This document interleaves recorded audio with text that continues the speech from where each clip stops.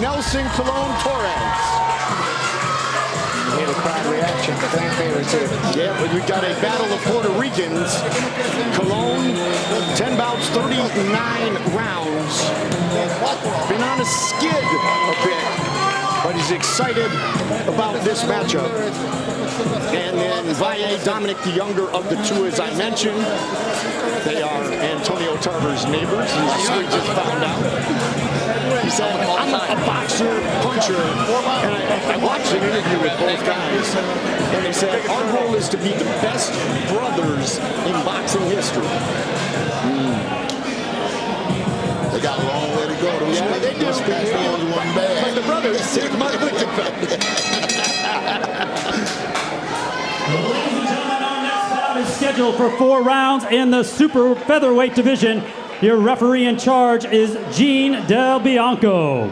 Introducing to you first, fighting out of the blue corner. Wearing the black trunks, he weighed in at 130 pounds.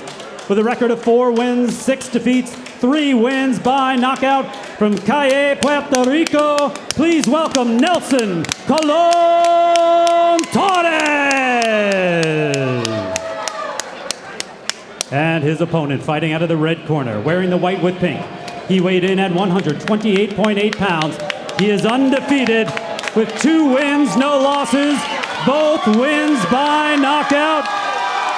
From Wesley Chapel, Florida, he is Dominic Valle.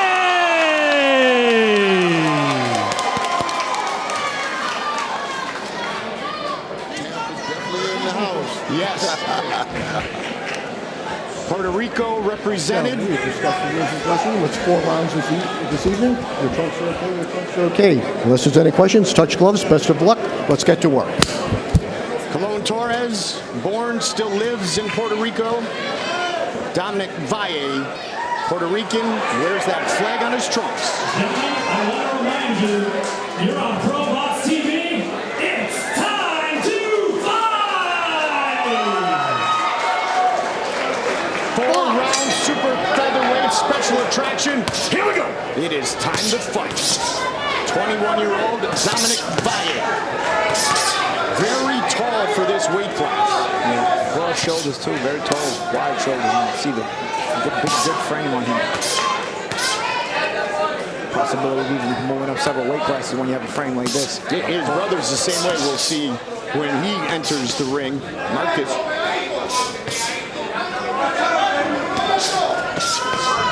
Both of the Valle brothers did admit they speak very little Spanish.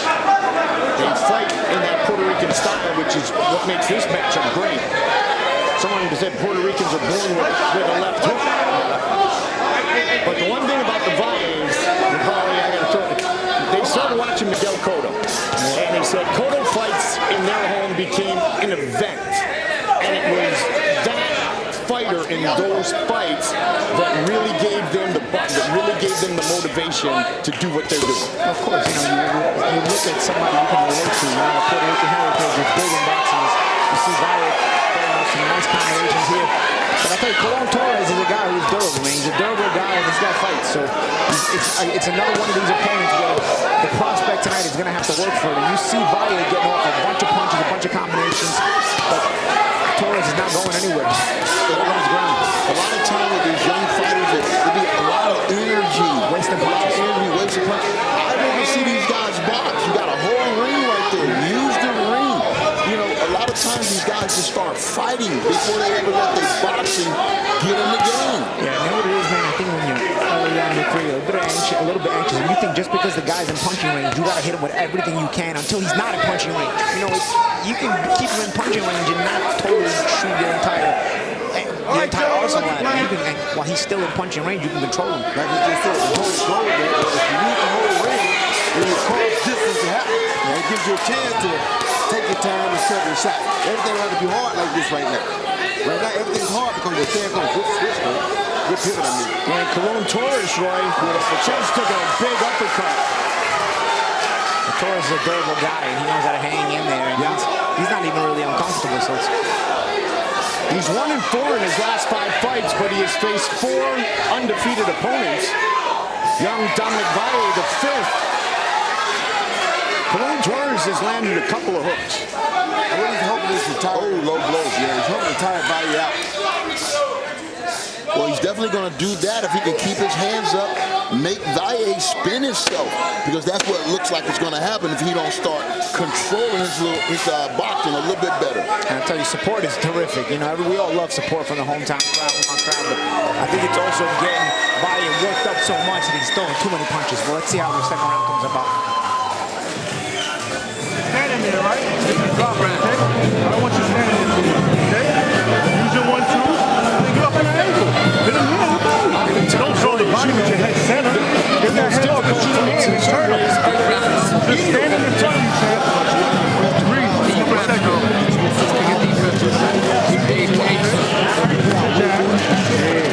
Great ball. Get that head up. And you try to give him that.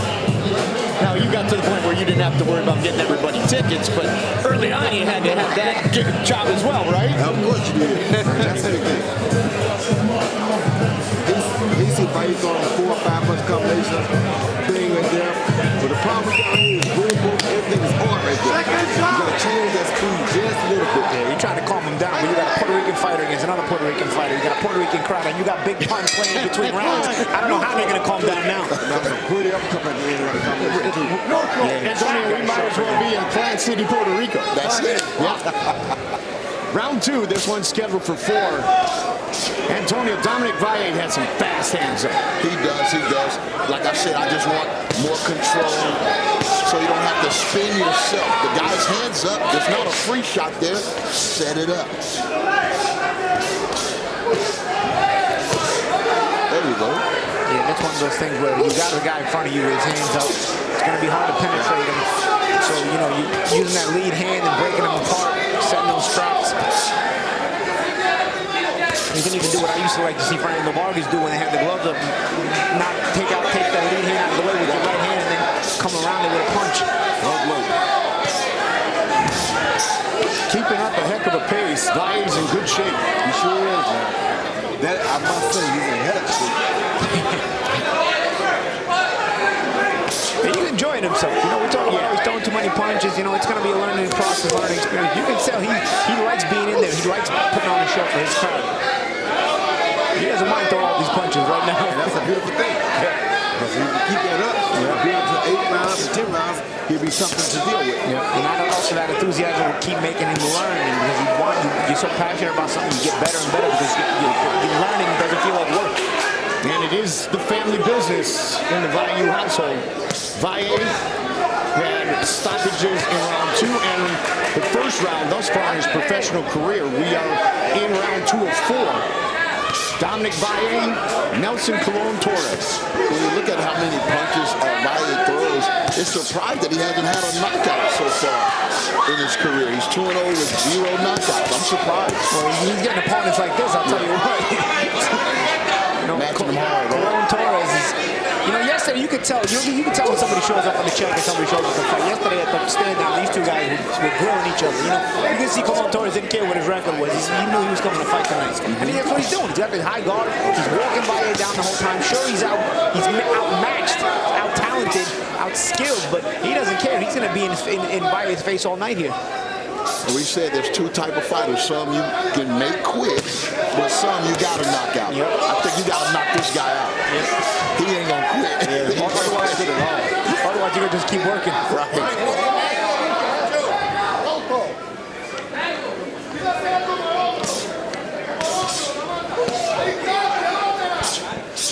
Well, they got it listed wrong. Yeah. Valle with some TKOs, a KO, and a tough, durable opponent on his hands here tonight.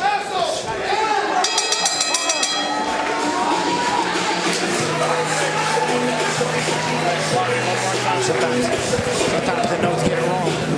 Right, champ? Sometimes the notes get it wrong, champ. We got 2-0, 2 knockouts for Valle. But tonight he's got a lot of work in front of him. Tonight he's got a guy he's going to have to work to get him out of there. This is not going to be a picnic. It's not going to be easy to get this guy out of the way.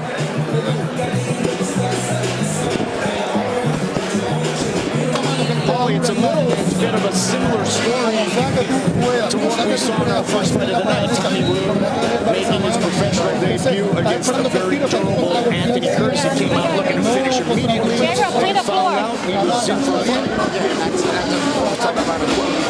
Learn to be in these kind of fights and to kind of learn to get through the gears, as I was saying earlier. You got to start to downshift and upshift accordingly, because this guy's in front of you. Just because he's in front of you, yeah, you're going to throw all these punches. They're nice punches, but you're not getting him out of there that way. You're going to have to think your way through a little bit. Round 3, Valle shooting out that jab now. That's it.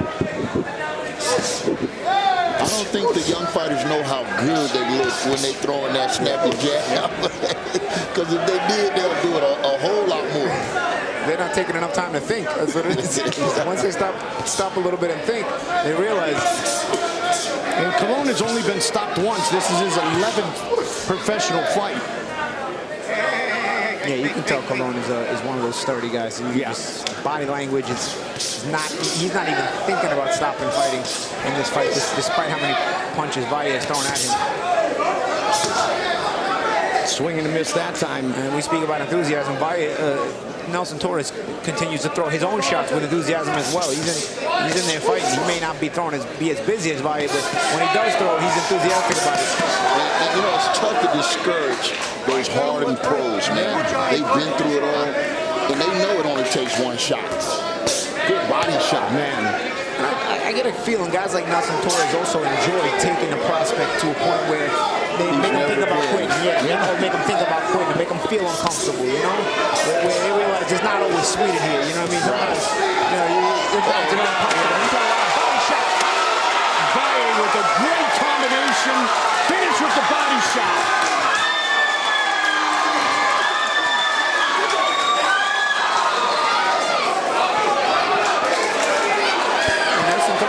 Nelson Torres got up though, man. He set that up beautifully, snuck that in.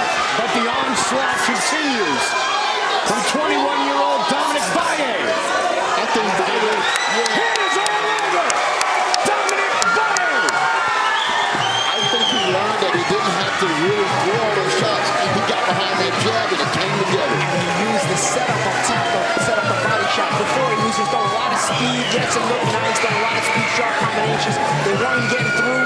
He started to realize he's touched up top to get to the bottom. And that body shot, that sneak body shots from the top to the bottom, set him up nicely.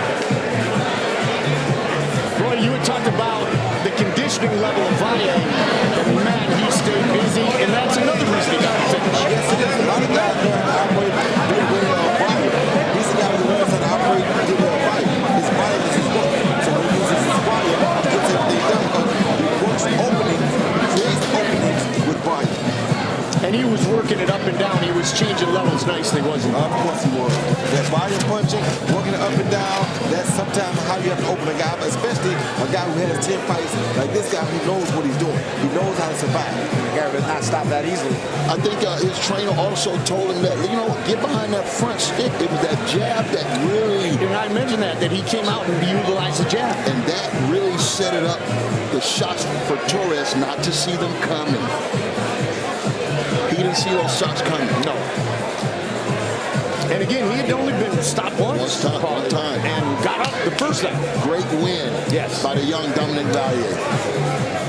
Torres got up both times. I mean, he was getting up again the second time, but the referee let him. It's true. This guy's fighting time. To make it official, Mark Lichtenfeld. All right. Ladies and gentlemen, referee Gene Del Bianco stops this contest at 1 minute, 56 seconds of the third round. Your winner by technical knockout and still undefeated, Dominic Valle. A knockout in the first, a TKO in the second, and tonight a TKO in the third for 3-0, 21-year-old Dominic Valle.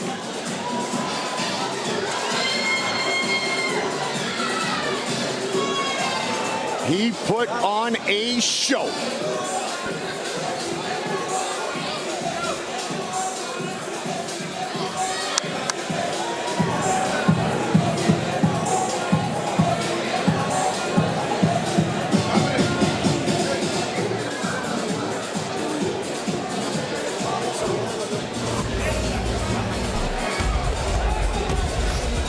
Torres working that 1-2 long, keep it on the end, just set it up. Now he's trying to change the speed. He's not throwing power everything and keep the head shots calm and clean.